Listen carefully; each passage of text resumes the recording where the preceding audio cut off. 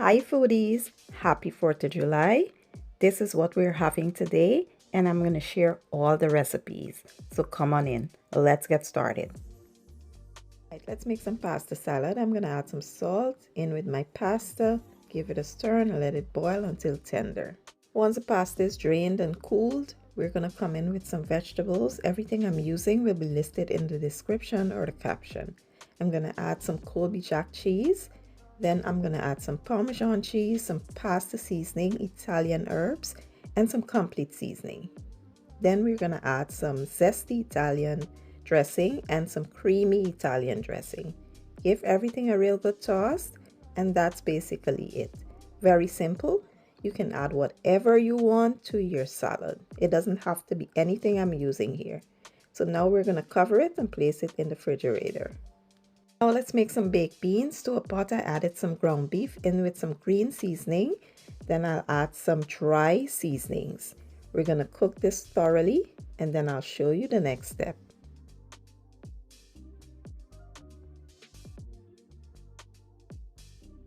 Once fully cooked, I'm now going to add some aromatics. I'm using onions, bell peppers, and garlic. Give it a good mix and let it cook down for about 2 to 3 minutes. Then we'll add some baked beans here. You can use whatever kind you like.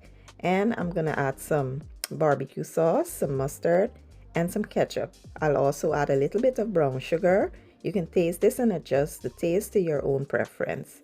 Give it a real good toss, and at this point we're going to turn the heat off.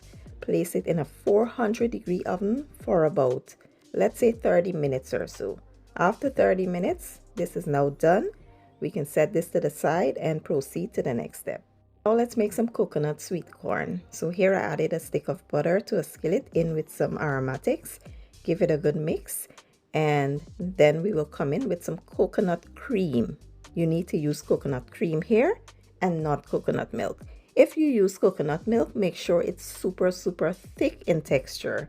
Then we'll add some dry seasonings, give it a good toss. Let it come up to a simmer and then we will add our corn in here. Once the corn is added, let it simmer on medium-low heat for about 8 to 10 minutes. The liquid will reduce and become nice and thick and the corn will cook perfectly. And that's basically it. It is now done. We can now set this to the side and proceed to the next step. When I tell you this corn, it was amazing. You have to try it to see what I'm talking about.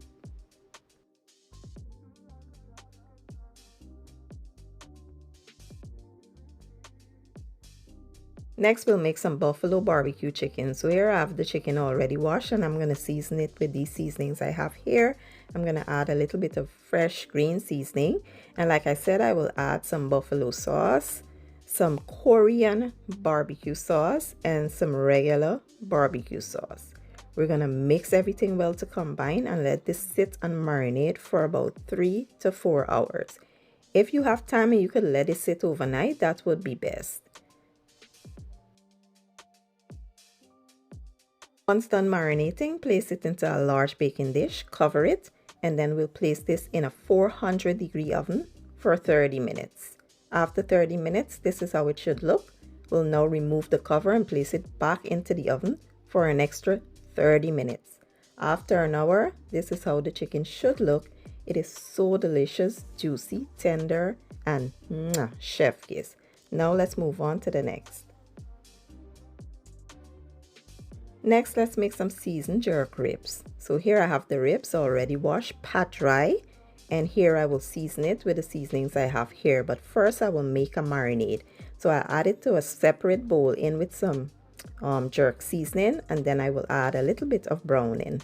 We'll mix that well to combine and we will coat this ribs very well with the marinade. Once done, you want to let it sit and marinate for 2 to 3 hours or so. You always want to let your meat rest and let the seasonings penetrate before cooking. Don't rush the process.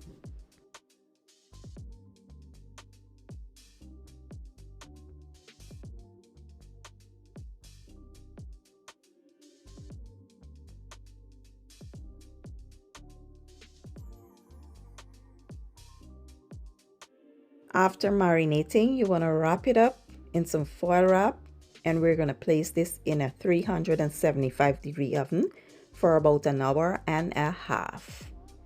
Once that is going, we're gonna mix up some barbecue sauce, ketchup, and mustard, and here I'm gonna add some jerk seasoning to that. And once the ribs are done, we are going to baste it with that sauce.